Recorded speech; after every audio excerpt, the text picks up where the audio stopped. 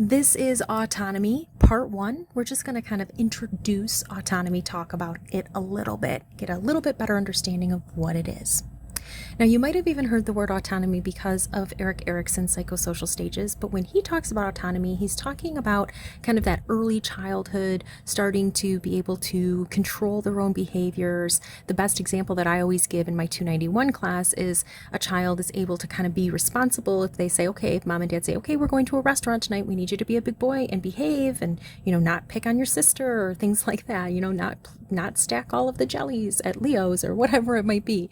And the child kind of gains this autonomous, they are responsible for their own behaviors.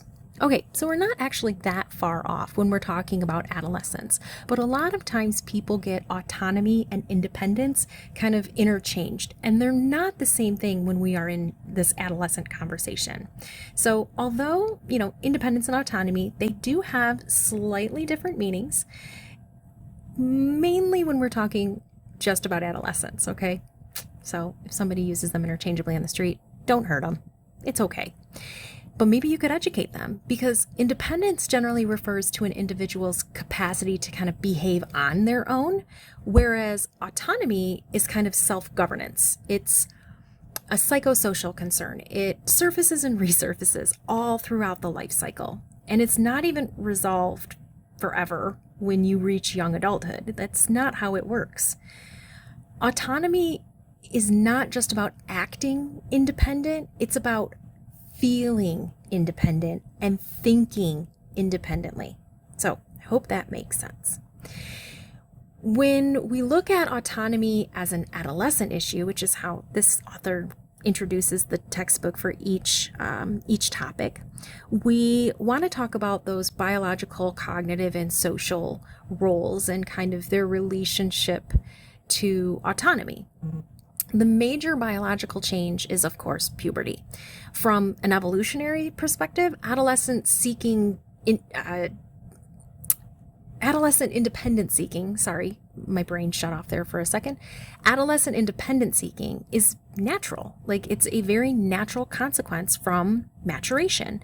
So as the child starts to physically and sexually mature, they start to kind of break off and do their own thing and think for themselves and behave independently. Puberty really does drive away an adolescent from their emotional dependence on their family, particularly their parents. Also, as children begin to look more grown, right, as they have those secondary sex characteristics come about, they're going to be given more responsibilities.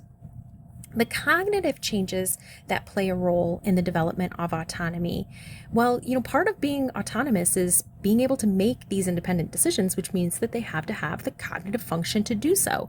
So you have to consider other people's perspectives, reasons in a much more sophisticated, formal operations, Piagetian way, and then be able to foresee future consequences.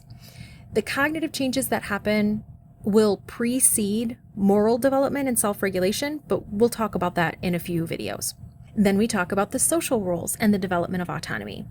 There's the changes in a social role from child to adult, and we've talked about that in the social transitions module. There's a lot of activities during adolescence that raise these concerns related to independence.